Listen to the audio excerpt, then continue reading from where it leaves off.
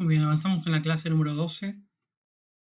No es una clase cronológicamente armada de acuerdo al calendario de clases. Ubíquenla por ahí, es la clase vinculada con producto, con cuentas nacionales y demás.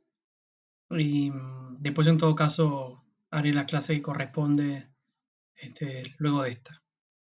En esta clase vamos a hablar un poco de macroeconomía, esta rama de la ciencia económica que se refiere a los números de la economía vistos de forma agregada. Decimos agregada cuando queremos decir general, números generales de la economía de un país, números agregados. Y para eso hay un recorrido, porque históricamente era muy difícil saber qué pasaba en la economía en su conjunto. En el siglo XIX no había este tipo de estudios económicos. Adam Smith hablaba sobre todo del empresario individual, del productor, del consumidor. Toda la corriente económica clásica y neoclásica estudiaba hasta principios del siglo XX las decisiones de inversión y de consumo de las personas, en lo que significaba pensar al hombre como un ser racional, para anticipar sus conductas, sus expectativas, predecirlas. Por ejemplo, ¿qué pasa si qué porcentaje de gente la junta? Ocurre lo mismo con la gente de cualquier edad, en cualquier país, en cualquier provincia. Si es un billete de 100 pesos que tiró al piso, ¿cuánta gente lo junta? Si es una moneda de 50 centavos, ¿cuánta gente se agacha a juntarla? Eso se estudia, no es ejemplo en particular, pero la idea es cómo aprovechamos los incentivos económicos. Si me ofrecen un sueldo más alto, en general se calcula, se estima que lo voy a aceptar. Sería un comportamiento racional. De esas conclusiones se sacan casos particulares, quiero decir, de esas conclusiones particulares se llegan a reflexiones generales sobre mercados globales. Así funcionaba la economía hasta principios del siglo XX. Era además un estudio económico fundamentalmente de la economía privada, de la economía en la cual no intervenía el Estado, en transacciones entre privados, entre consumidores y empresarios. Eh, a fines del siglo XIX y principios del siglo XX, el principal exponente de esa escuela económica neoclásica, llamada neoclásica, era un economista que se llamaba Alfred Marshall. Fue el quien, digamos, mutiló a la economía política. Le dejó la política a las facultades de Derecho, a los abogados, y se llevó la economía pura a las aulas de las facultades de Ciencias Económicas, lejos de la política y lejos del Estado, justamente para que el Estado no se meta. Ahora, lo que ocurrió fue que sucedió la crisis de 1929, una crisis muy, pero muy profunda que produjo primero una quiebra bursátil en la bolsa de Nueva York, se extendió después a las fábricas. ¿Cómo había sido esa crisis? Eh, Hay una expresión en la bolsa de Nueva York que se llama bull market. Un bull es un toro, market, el toro del mercado. Hay una bull market significa tendencia alcista, mercado que crece, mercado que sube, mercado de la bolsa. Hay un toro ahí en Wall Street que representa eso, un mercado que crece.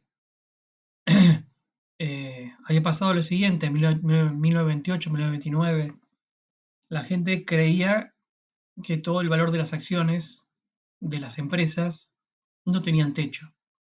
Entonces uno compraba una acción a 2 pesos y cuando ya había ganado 4 pesos, ya valían el doble, las vendía.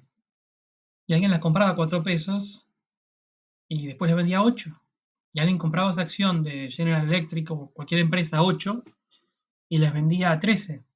Y así sucesivamente, hasta que un día, por razones de expectativas, por razones de que prácticamente cualquier persona invertía en la bolsa y tomaba deuda, la gente se endeudaba, pedía un crédito para comprar acciones, porque lo normal era que la acción se duplicaba, su valor se duplicaba en poco tiempo.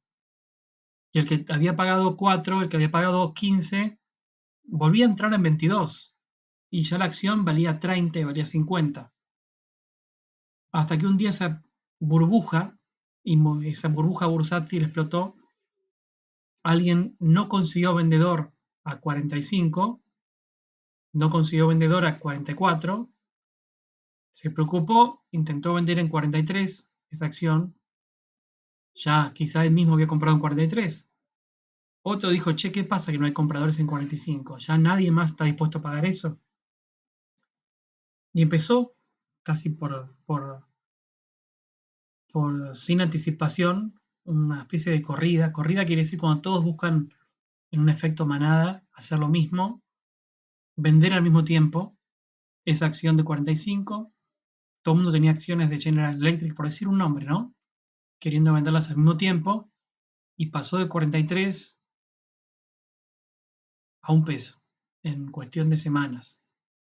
Eh, Cuando había muchísima gente que había comprado esas acciones y estaban viviendo un sueño mágico de que se habían vuelto ricos, porque las acciones se cotizan en dólares o en pesos. Entonces yo tenía acciones que ahora valían 45 y yo sentía que tenía en el banco $1.000.000. Y en realidad ese dinero era un dinero puramente especulativo, y cuando la acción bajó de precio, esa cuenta volvió a cero. Y las personas se quedaron sin dinero en su cuenta, porque las acciones ya no valían nada, pero con la deuda enorme que habían pedido para comprar las acciones a 20. Así que los que habían duplicado su riqueza en meses, aprovechando un crédito, ahora habían perdido no solamente toda su riqueza, sino que eran deudores. Hubo una ola de suicidios en Nueva York. Busquen en Google, supongo yo, fotos de ese periodo, y un periodo dramático. Bueno, todo eso se contagió al mundo real, al mundo económico. Bajaron los precios de los productos, la desocupación, yo algo les mencioné ya. Había gente viviendo en el Central Park, y todo eso se traslada a países de la periferia, países como nosotros, que todo lo que exportábamos bajó de precio, porque los países desarrollados no consumían, no tenían plata la gente para comprar, no compraban carne, que era lo que exportábamos. Así la carne bajó de precio a la mitad, nos quedamos con la carne sobrante acá, se deprimió el precio local de todo lo que vendíamos afuera, hubo abundancia de cosas, hubo despidos, etcétera. Así que eh, todo este prolegómeno para hablar de que la teoría neoclásica que explicaba fenómenos del empresario, del consumidor, de decisiones de inversión de hombres individuales y ajustes económicos vinculados con el monetarismo, de que si había menos producción debía haber menos dinero y la tasa de interés subir más, con lo cual no había crédito para nadie, nadie quería tomar un crédito porque todo costaba carísimo. ¿Qué hacemos entonces? Entonces lo que ocurrió fue que en 1936, 7 años después, aunque ya había en la práctica funcionado a partir del gobierno de Roosevelt en Estados Unidos en el 33, toda una política expansiva que vamos a hablar en su momento. Acá me alcanza para lo que quiero decir, es vinculado con Keynes, es lo siguiente. En 1936 Keynes publica un texto, un libro que se llamó Teoría General de la Ocupación, el Interés y el Dinero, Teoría General de la Ocupación, el Interés y el Dinero, y que lo que hizo fue aportar un enfoque analítico, económico, de carácter macroeconómico, de carácter agregado, una visión de la economía en su conjunto. Y esto se va a apartar entonces de los casos individuales y va a estudiar números generales: el presupuesto nacional, el desempleo, la inversión, el consumo de todos los sectores de la economía. Porque piensen lo siguiente: si el Estado no debía meterse en la economía porque era perjudicial, entonces tampoco tenía información, tampoco tenía herramientas para intervenir en esa economía. El Estado, al haber estado apartado, también estaba apartado del punto de vista de las herramientas para hacerlo. Así que había que construir todo un sistema estatal para pensar cómo salir de esa crisis, para pensar soluciones a esa crisis y cómo implementarlo. Y para todo eso hacía falta sobre todo información. Entonces lo que ocurrió en esos años fue un crecimiento de una ciencia, de una disciplina económica, social, matemática, como la estadística. Estadística fue fundamental para los macroeconomistas, para esta nueva tribu de moda a partir de Keynes, que se convirtieron en los economistas del Estado, en los economistas que vinieron a reemplazar lo que el mercado no estaba solucionando, porque el desempleo no bajaba, porque la actividad económica no se recuperaba, porque el equilibrio no se lograba otra vez de forma automática por el simple efecto de la oferta y la demanda.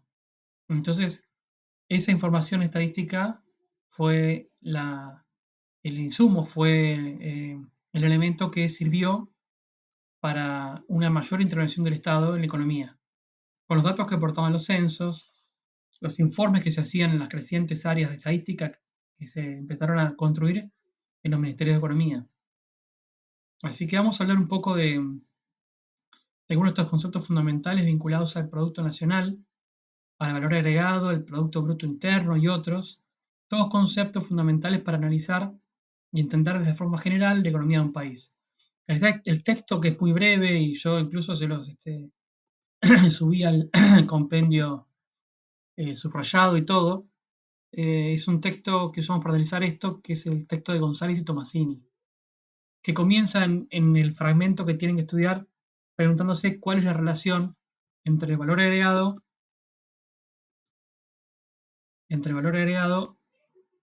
producto y producción.